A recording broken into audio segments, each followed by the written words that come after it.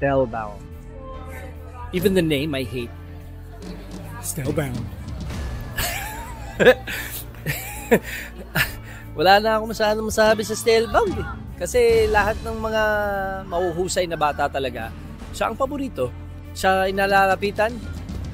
Kahit nga hindi choice sa kanya pa rin ang pinipili. So, ikaw na, Stel. Ikaw na. Yuna. You know what, to be honest with you, kung iisa-isahin ko yung apat na nag-perform for Stellbound, wala siyang pwedeng ipauwi. Ika nga. From the first performer all the way to the fourth performer, wala kang pwedeng ipauwi. Dahil nga, they all shine, they all are wonderful singers.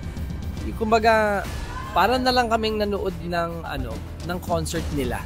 Kumbaga, nabitin pa nga kami sa mga performances nila. There always will be that one standout though.